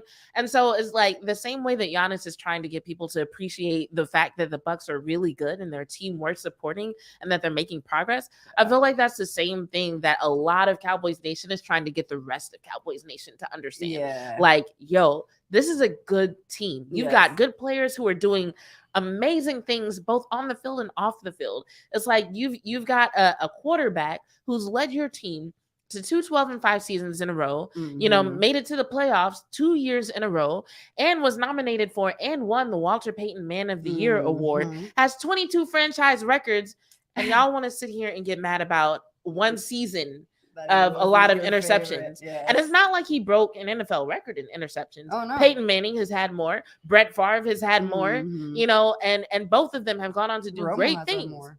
Yeah, Yes. exactly. Yeah. But y'all want to ignore all the good because of some interception. Yeah. I know. Anyway, I was literally gonna say, like, watching that video, like that, like Cowboys can relate to that answer so hard. yes. Like, that's And I exactly feel what like we are anybody doing. who's an athlete also can relate. 100%. It's a journey. It's It's- a journey. it's a not, journey. You don't just wake up and win championships. It's a Yes. lot that goes. Yes. You don't wake up and do anything. A lot. There we go. It's a lot that goes into team sports. Whether it's individual progress or team success, a lot goes into it, and it is all about the journey. But since we only have 5 minutes left, I do want to speak on a couple of other things that have happened in the NBA playoffs. So once again, shout out to the Heat. Great series. I didn't expect it to go Jimmy how Bucket. it went. Jimmy Bucket. Coming in hot. The Heat are going to be facing the Knicks next, and that is going to be an amazing series. Now, I do still kind of expect the Heat to win in 5, because while people do kind of point to the coaching lapses of the Bucks as being a lot of the reasons why the Heat won, I feel like Jimmy Butler and the Heat just responded to those coaching lapses. I don't think we saw their ceiling. I just predict that an even stronger Heat team is going to come out against the Knicks, and that's just my prediction. We won't do full analysis. Yeah. Also, Devin Booker, Kevin Durant, and the Phoenix Suns won their series, so they will be moving on to face the Nuggets. I feel like I have to sneeze. It won't come out. Look at the light. Look at the light. If you look at the light, it will come. Maybe that's why I didn't come out, because I started looking at this camera, which is there's a light right next to it. But yeah, so oh, you can put it back on that other view. I don't actually like this view. Thank you. Ever here coming in with the technical difficulties. So first of all, y'all analysts out there, don't think I haven't noticed that y'all keep saying Kevin Durant, Devin Booker, and the Suns. Chris Paul is still there, damn it. Like, I know he might be retiring soon, and his stats ain't all that, but like we've always said, Kevin Durant is not a leader, okay? So Chris Paul is still playing a very vital role with the Suns. And yes, we might be expecting Devin Booker to step into that role, but have we really seen it yet? No. We've seen Devin Booker play an excellent right-hand man to Chris Paul. We've seen him have performances that Kevin Durant described as spiritual, and KD, I agree with you that it was a spiritual experience watching that. That third quarter. Oh my God. Oh my God. I didn't just make that sound. But yes, but what we've also seen from Devin Booker is, you know, spending like damn near half the season injured. I would love to see him step into that role. We don't know, but I will say this. Okay. The last game that they won, the Phoenix Suns were up by 20 points at one time, and they let the Clippers, without Kawhi Leonard, without Paul George, close that gap to as little as 2 points before they ultimately won by 6. Okay, so I love the Suns. Y'all know I love the Suns. Y'all know I love Devin Booker, but I'm not going to sit here and pretend like that performance is going to do it against the Joker and the Nuggets. We're going to need you to step your game up. So I can try to write a letter. I didn't plan to write a letter, but I can try. Dear Book. Dear Book. I am so happy to see the 40+ point performances, the 25-point quarters. I love it. You know me. You know I love it. But what I need what I need from you is to step into those shoes of Chris Paul, right? If you are going to be the next leader of this organization, this is your time to prove it. And I need you to set an example on defense. You are going to have to figure out a way to stop the Nuggets from scoring, because they won't be missing their 2-star players, right? And right now, people are expecting Jamal to give you the business. So I need you to prove them wrong. I need you to show up on defense. Get the rest of your team to show up on defense. God, I wish the Suns still had the Twins. And I know you do too, Book. So with love, bitch too. I'm expecting to see you win. We need Chris Paul to get this ring this year. I'm sure Chris Paul will help you, trying to get that lead position in the team. Yeah. when He's gone. there. Like He's there to give get you all ready the for that's best what it. I'm saying. Like, yeah. CP3 So- forever. CP3. I still love you, CP3. I know CP3 we're is a talking Hall about of Fame just- player. Put Yes. some respect on his 100%. name. He's Right, going to the Hall of Fame. Yes. Put some respect. Yes, put some babe. respect Put on his some name. respect He's on going his to the Hall of name. Fame. Yes, CP3, like Kevin Durant. So this Lakers Yeah, Grizzlies series is still interesting. So keep watching that. Shout out to the Suns. Shout out to the Heat. Shout out to LSU for snagging Haley Van Lith. Oh, That's gonna be epic, Are they going back to back? dude. That team is about to be Stacked. scary. Stacked. It's stacked. It's a stacked Um, team. It was already stacked. Mhm. Nice double stacked. But that's Mhm. all we Mhm. have. I think they've already made a couple of picks in the drafts. That's what I was trying to Number see. 1 pick, Jalen Carter. Oh, Carter's still. Oh wait, with wait, one? no. That's best I available. was gonna They're- say, they're- woo. sorry. I'm Carter reading still shit with wrong. one. If you're watching this, JK. JK. that was best available. Carolina is still on the clock with 6 minutes Okay, left. I don't okay. know what's taking so long. I feel like you should be prepared for They this. should Yes. be. But as for us, we are going to go our separate ways. Make sure you check out Pick 6 Sports on YouTube. Grab you some drinks, grab you some food, enjoy the draft. Make sure you're following us on Twitter because we will be equipped with all the jokes and all the fangirling over our new teammates. So on that note, I'm Bitch 2. I'm Juan. I'm Flint. And we out. Bye. Bye. I'm fun. It was perfect.